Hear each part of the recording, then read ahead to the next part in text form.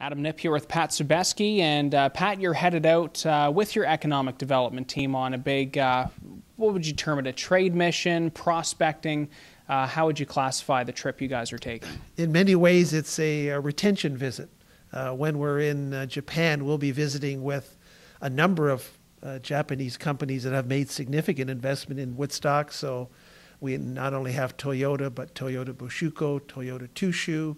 We'll be meeting with representatives from Hino, from Viewtech.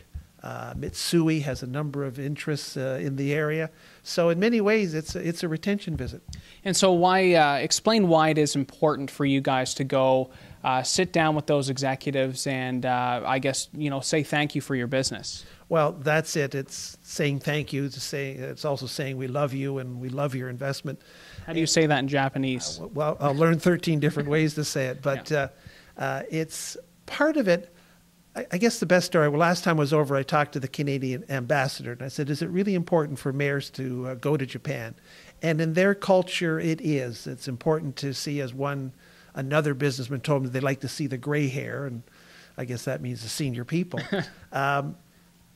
But he also, at the same time, he said, so it's important that you do that networking, but there's a lot of networking that the mayors aren't doing in Ontario, and that's going to Toronto to groups like the Japan Society. There's Japan executive groups. There's the Canadian or the Japanese Canadian cultural community.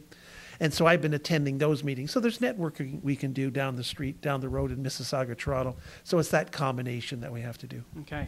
Now, aside from Japan, I understand that you and Len Magyar are also going to Korea, South Korea this time around. Why are you going there? Well, in addition to myself and Len, the mayor of Stratford, Dan Matheson, is going. The mayor of St. Thomas, Heather Jackson, is going. Mayor Sobeski from Ingersoll is going. So it's important to go because 5 years ago, the competition was Kentucky and Tennessee, and that now the competition is coming from the Kitcheners and the Hamiltons of vying for industry. But the point of going to South Korea, 5 years ago, when the city made asked about going to South Korea, there wasn't any real warm and fuzzy greetings from the embassy and the consulate at that point in time. But Canada right now is in the midst of a free trade negotiation with South Korea. And so because of that possibility of opening up trade with South Korea, they're far more receptive to meet with us. The council, the council general will be meeting with us. We'll also be meeting with kind of their equivalent of the Chamber of Commerce. And South Korea is important because just locally, Timberland signed a major contract with Hyundai Shipping. And so we have a contact over there, but really it's to go over and find out, they have their major corporations like Hyundai, but we've been suggested that we sort of target the small companies. And so what's the process that we have to take to best market ourselves to those small manufacturers that would be interested in the types of products that are made around Woodstock? There's quite a few new free trade agreements going on in terms of Canada and overseas, isn't there? That's true. I think back when I was a member of Parliament back in the late 80s, of course, I was involved in the free trade election of 1988, and then I was on the NAFTA committee. So Canada has the trade negotiations with South Korea, as I mentioned, trade agreements with the European Union going on, a free trade agreement with Japan being negotiated, and also Canada's participating in the Trans-Pacific Partnership with countries like Japan, the United States, New Zealand, Australia. So a lot of trade talk. And so when you're going over there, for example, you talk to, I was talking with Ray Tange from Toyota, what's the importance from their point of view? And it's the sequencing. That right now all those countries have a 6.1% tariff when they ship in new vehicles into Canada.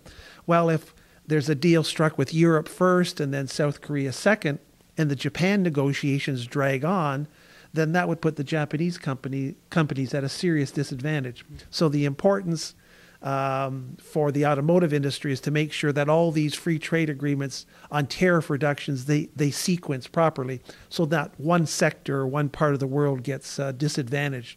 So those are the sort of things. And then the issue of trade content, manufacturers' content, gets to be some pretty complicated issues. But the main one is the sequencing. But this is something you guys are watching here at City Hall. It's something we watch at City Hall. It's kind of, we're impacted by the trickle-down effect. Yeah. I mean, these negotiations on free trade, shows you how it could trickle down. And so it's important for us to pass along to the embassy in Tokyo, to the Dave McKenzie's, what the concerns are that indeed, for example, with the automotive part, it's sequencing. Now, when you're in Japan, 25% of the pork that goes into Japan comes from Canada. And so when you're getting into free trade agreements, certainly the beef industry would like to see more of that product going in. So that's because we're a very agricultural community here. On the other hand, of course, supply management gets talked about, and Canada's been very defensive of supply management, and seeing as Oxford County, Perth County, very heavy into the dairy industry, supply management is important for us to protect. So there's a lot of areas to discuss in the bigger picture, and if there are changes, there's a trickle-down effect. All right. So how many days are you gone for, and you've got a pretty busy schedule all those days? It's pretty busy. We basically fly over. It takes 2 days to fly there because of the international date line. So we'll fly over on the. You lose a day. You lose it. I don't know. Somehow you lose it. I don't know either. Anyways, but so we fly over we're leaving here on the 10th, and 4 days, I believe, in South Korea. And if war doesn't break out, then we go to Japan, and we'll be in Japan for, I think, 7-8 days, and we'll be coming home here, arriving back in Toronto on the Sunday, the 26th. I mean, 2 days to get there.